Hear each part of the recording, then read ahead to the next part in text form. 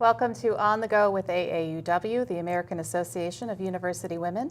I'm your host, Jennifer DeSano, Executive Director of the Osher Lifelong Learning Institute at George Mason University. And today my guest is Joe Meyer, CEO and Executive Director of Shelter House. Welcome, Joe. It's Thanks, nice Jennifer. to have you on the show. I appreciate the opportunity. Shelter House, there's a lot of good work in helping to end homelessness in Fairfax County. And you've been around for about 37 years. I'd like to talk about the mission of Shelter House, but before we do, I want to learn a little bit about you and how you arrived at your position. I've been asked that several times, and the only thing that I could really figure out of how I got here was looking back at my childhood. Not that I was ever homeless myself or a victim of domestic violence or even witnessed it.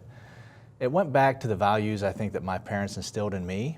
Having a two-parent family, having three brothers, living in a middle-class family, we had everything that we needed. But what they taught me was about privilege. And that word has really meant a lot to me over my adult years, is what privilege really is. And that is me having something or me getting ahead of in life or in general with things that are out of my control. And just those things that I named, growing up in a middle class family. And I saw people around me that didn't have that privilege. And the values that my parents instilled in me was to help people. And that's really where I think I really found my niche of going to an underprivileged high school where I happened to be looked up to, and seeing that there are kids that my peers that I can help. And from there is really where I took the path of really wanting to help people and that passion of helping people. I never dreamed that I would be helping the homeless or helping somebody that's a victim of domestic violence, but I always knew I wanted to help people. So it was really growing up in that setting around people who really cared about other people that I found that we can make a difference. We, as the privileged, can make a difference. And you had that good grounding to help you understand what is necessary in order to feel secure and safe, and that's what Shelter House is about. Tell us about the Shelter House nonprofit and the kinds of things that you're doing there in the mission. Sure. So as you mentioned, Shelter House has been around for about 37 years. And we've been doing homeless prevention, we've been doing sheltering and services to victims of domestic violence for that long. We service Fairfax County. But really what our mission is to really build partnerships to help provide that crisis intervention, the safe housing, and the supportive services within our community to make sure that we're ending homelessness and we're ending domestic violence. We as a nonprofit can't do it on our own. The Fairfax County government can't do it on our own. Our partners can't do it on our own. But us all together, we really can make an impact, and we are really ending homelessness and making a huge impact to these victims who are experiencing domestic violence. Let's talk about some numbers. How many people are being served? How many people are in need in Fairfax County? So on any given night, there's almost 1,000 people that are homeless in our community. Now you may not see that. We do a very good job of sheltering people, but there are those families and their children and those adults that are still sleeping outside. It's not as visible in Fairfax County as the bigger cities, if you go down to DC and things like that. Shelter House serves, last year we served 1,600 individuals that came through our door, and 2/3 of them were children. So we're still seeing a significant amount of people come through our doors.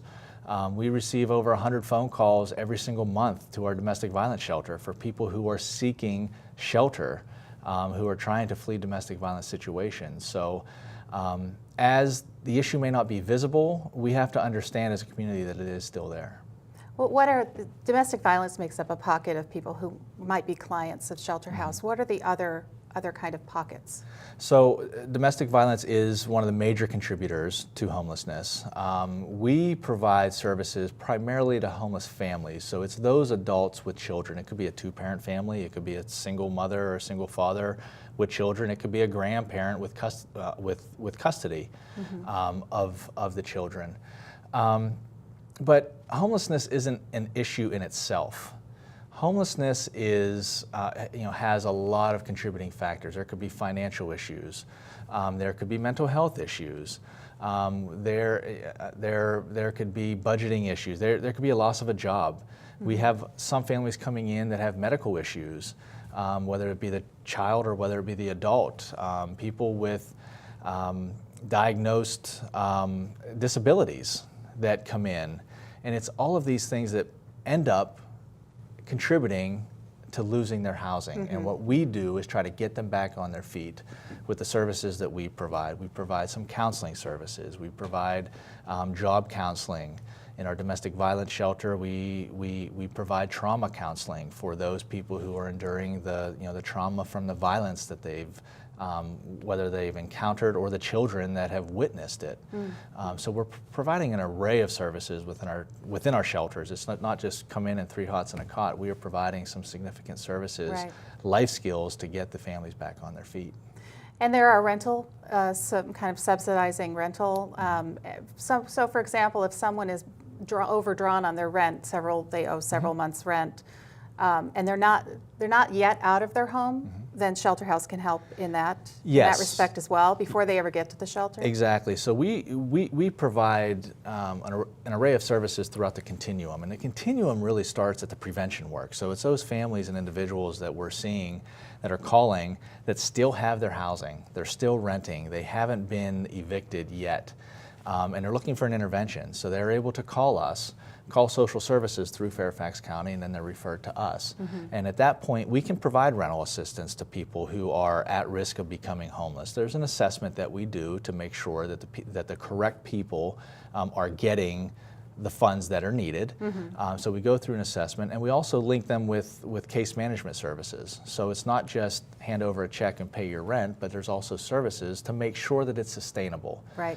We're not just about getting people back into housing or have them keep their housing. It's about the sustainability factor, because as we know, there's not an unlimited budget to be able to provide people to rent. So that prevention piece is very, very key.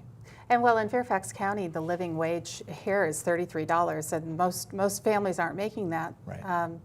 So the recidivism must be pretty high as well for people who are falling out and needing to have shelter assistance. So as far as recidivism for people who are coming back through our shelters, it's about 18 or 19% that we're seeing, which isn't significantly high, but it's still high enough that we need to do something about it. So it goes back to that sustainability piece of making sure that organizations like ourselves have the capacity to serve the people long enough in order to make that impact so that they don't come back through our shelters.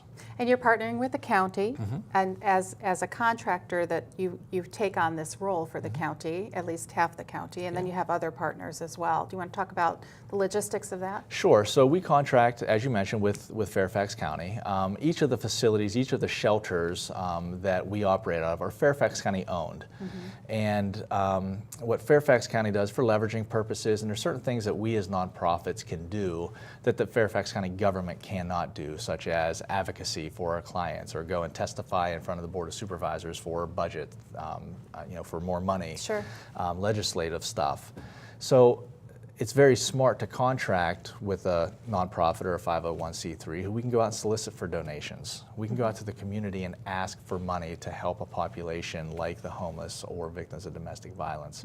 So we do hold contracts with our local government, Fairfax County, who provides a significant amount of our budget to us in order to provide those services.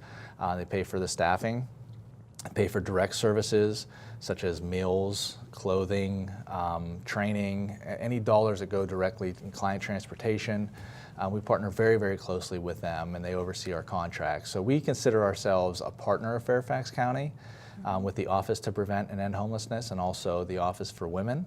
where they hold our contracts to operate those facilities. How many employees do you have and volunteers as well? So Shelter House has about 65 full-time employees and about 50 part-time employees. We are 24/7 at all of our shelters. So that's why we have so many part-time employees also. Do you ever have to turn anyone away? That's a good question. Yes and no, and it depends on the night. It depends on if we have space in our shelter, but we really have a no turn away policy, where in our domestic violence shelter, which operates a little bit differently, but in our domestic violence shelter, if you are in imminent danger of your abuser and you are calling our shelter, we will find you somewhere to stay. We will partner with one of our other shelter organizations, or we will partner with another jurisdiction, or we'll put you up in a hotel. If you're fleeing that imminent danger right now, there are thresholds, of course, that we have to meet, or that the person calling have to meet. But we do a pretty good assessment. We partner with Fairfax County Police, who do a lethality assessment to see how close the case is to lethality, and then the police are able to refer directly to the shelter right there at the scene to get families in. And then in our family shelters, we're serving families with children, so we are not going to say no, we don't have space. We will do the same thing. We will make sure that there is a space in the shelter. If we don't have an actual bedroom in a shelter, we have cots that we have in common space and things like that until the next business day, where we can partner with other organizations to get you in. So you have three main shelters? Yes. Why don't you tell us the names of those and what specifically those shelters supply in terms of services? Sure. So our Patrick Henry shelter is in Falls Church, and that's our longest standing shelter. We've been operating that since 1985, and that's for the larger families in Fairfax County, so 5 or more members, and it's just because of the makeup of the facility that can accommodate those families of 5 or more. And then we also have our Kate Hanley shelter. Well, our Patrick Henry shelter is a 54-bed facility, and then our Kate Hanley shelter, which is the newest shelter in Fairfax County, that is in the Centerville-Fairfax area, and that holds 62 people, so up to 20 families in that facility, and that's a fairly large facility.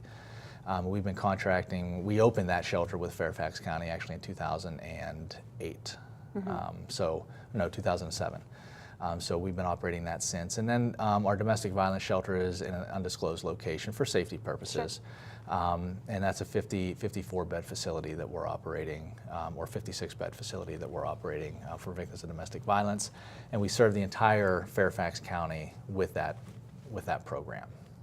So why don't we focus a little on domestic violence and talk about the structure of the help that's being offered? You said safety is the number one thing. Yes. And how does that equate to what you do with children? If you have to send your child back to the school they normally go to, or go back to work where you normally work, and yet you might be in a situation where you're going to be attacked or something. How does that work? So number one, as soon as somebody comes into Artemis House, our domestic violence shelter, safety planning is the first thing we do. We make sure that we go over, really it's just a long list of things that the victim can do to protect him or herself, such as making sure that the victim doesn't disclose where she is located. If she has a cell phone, making sure that that's turned off, because now there's GPS on all of those. Right. You mentioned the schools, making sure we work very closely with the schools to make sure that the schools are aware as long as the victim is okay with that. So there's a local school that we work with for when the person is in shelter, that the children can go to school at that local school. So it's really just all about the safety planning, making sure that the person feels safe, number one. And then if the person is employed, which happens many, many times, if somebody, a victim comes in that's employed, making sure that they're not taking their normal route to work. There's small things that people can do.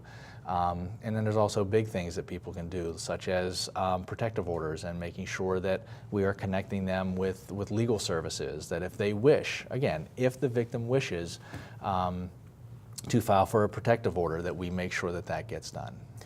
What is the typical duration for a family in perhaps more of the Patrick Henry setting where you have a large family. I know you have this active agenda to try and get them in and out. Yes.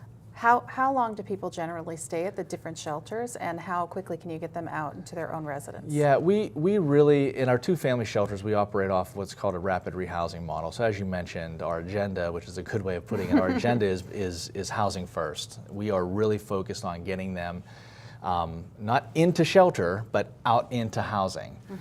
So we're really looking at possibly a 60 to 65 day stay in the shelter.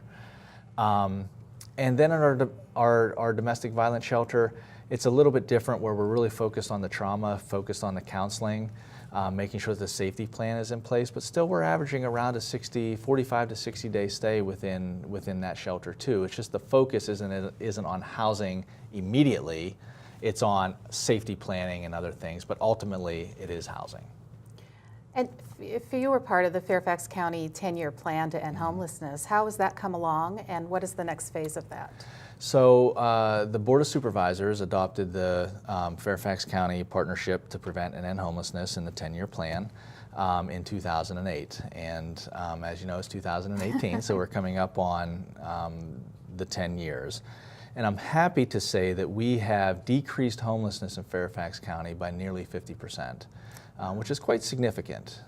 We still have some work to do in the affordable housing arena, making sure that we as a community are looking at affordable rents in the area, making sure that we are doing what we can of working with federal governments and things of that nature to make sure the subsidies are available, which they are not right now, for people who are experiencing homelessness, and getting them back in the community, to have permanent subsidies for those people who need permanent subsidies. So as I'm pleased that we have reduced homelessness by 50%, we still have not ended it. And the next phase is addressing what, the missing pieces within the last several years, and what we need to do differently over the next few years in order to end it. At Shelter House, where do you feel that you're being stressed the most? Like, where, if you had an unlimited supply of money and donations, where would you put it in Shelter House? Where do you see the most need to grow or to provide even more services? Yeah, from an administrative standpoint, always looking to invest in our biggest asset, and that's our staff. Making sure that our staff making sure that we have the correct staff, making sure that our staff are paid a wage that they can live on. So many of our staff are in situations where they're literally one paycheck away from actually becoming a client of ours. So looking at it that way, and looking at the assets that we have a tremendous passion, tremendous dedication from our staff right now. So looking at it from that standpoint, but also then from a direct assistance standpoint, looking at that rental assistance, working with landlords. We're always looking to partner with landlords who have properties that are willing to take a risk. We understand the population that we serve may not be the best tenant all the time. They are homeless for a reason. Maybe they didn't pay their rent. Maybe they damaged the last property. Or maybe they had other conditions that contributed to that. But what Shelter House does, Shelter House will say that we will partner with the landlord to work with the client. So if the landlord has an issue, call us. We will work with the client. But it takes those landlords that are willing to take the risk, and we understand that as an organization. And your employees are going to be caseworkers in many cases. And when a family or an individual comes to the shelter, they get assigned a caseworker who kind of guides them through the entire process, that, assuming it's 65 days or however long they might be, being in the shelter, or even after they leave the shelter. What kind of services are provided during the stay and then afterwards?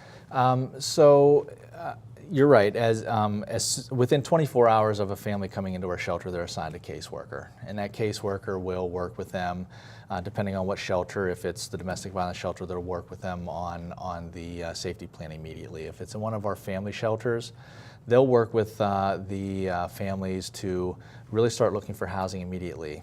Also link them with other services. As I mentioned, we work with Fairfax County Public Schools. So if the children are school age, we will make sure that the children don't miss any days of school. And with Fairfax County Public Schools has a homeless liaisons office, which is not very common with every jurisdiction.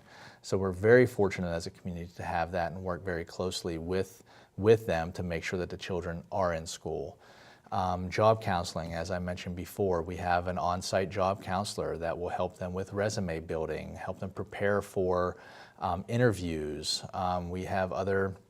We also refer out and do some outsourcing, so to speak, with other organizations that have clothing banks that help prepare for, with suits and things like that that they would need for interviews.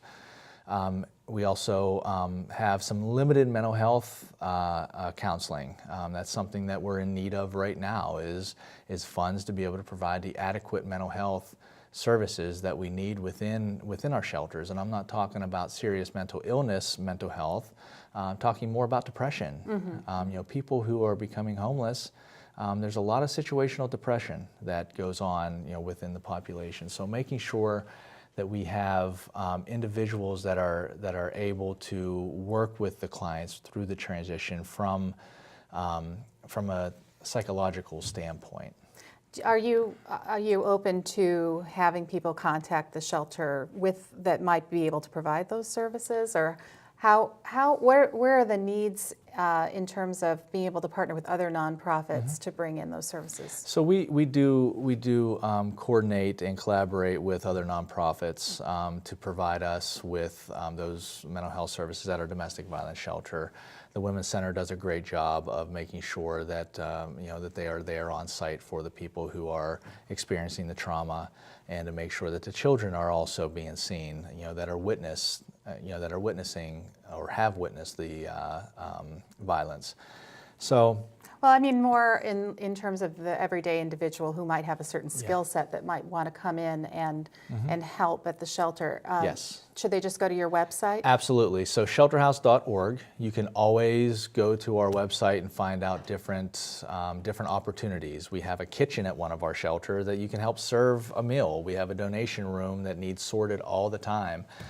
Donations are always welcome, of course, monetary donations, but donations of hygiene products and toiletries and feminine hygiene products and socks and all of those necessities. Kitchen sets such as pots and pans for people that are moving out into their own housing that may not be able to afford all of those kitchen utensils. So there's a lot of different ways to get involved in the organization. Yes, of course, monetary donations, but so many other ways. And we invite people into our shelter to do those things and interact with the community.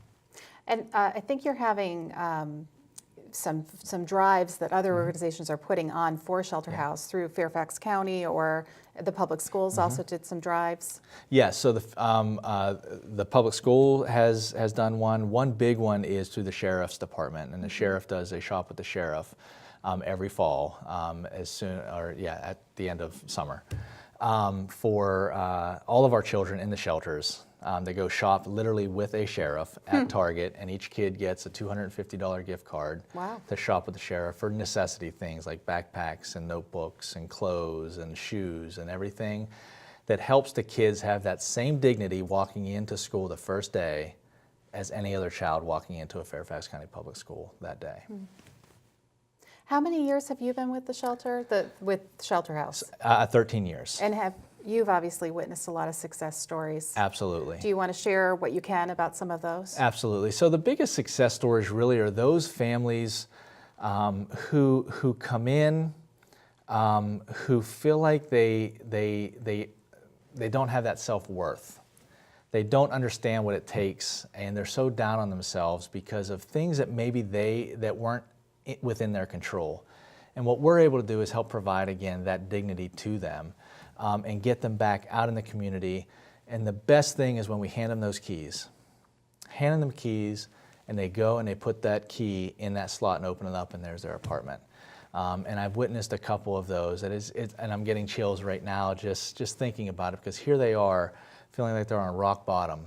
And what they were able to do is come in and find a group of people that really care about them and really invest in them And once they move on, it's a great feeling, and then having them come back is even better to see, not come back into the shelter, but come back in to say thank you, which many of our families do. That's wonderful. I have to pause there to absorb that. That's the kind of work that when you're working in nonprofits like you and I both do, you really get to see the fruits of your labor, and it makes it worth the work that you're doing. I mean, it makes you want to come to work every day and know that you're making a difference, and you're actually satisfying, something from your own childhood that drove you all the way through to what you're doing today, and all the good people who are involved to make that happen, which is important. And I think Fairfax County should get some kudos too. Absolutely. They do a wonderful job within human services, of all human services, but especially within my interest of domestic violence and homelessness. They really do step up, and they really do care about this community. And I really mean that we do have a partnership with Fairfax County government. We are not in this alone, and they are not in this alone. And they help coordinate a lot of things as far as getting the appropriate partnerships with small businesses, large businesses. I mean, they have the foundation built for success. I always say that you build the community you want to live in, and I think that's really true of people who live in this community. I see individuals giving back all the time, and that's what makes a difference. And I just want to say thank you for what you do, and It's been a pleasure to sit here and chat with you. It's been a great opportunity. I very much appreciate it. I'm glad that we've learned about Shelter House, and if anyone needs any assistance, they can go to the website. Yes. Again, the website? At shelterhouse.org. And I would also invite everyone to attend our next annual benefit breakfast, which is held at the Westwood Country Club on April 12th from 7:30 to 9 a.m.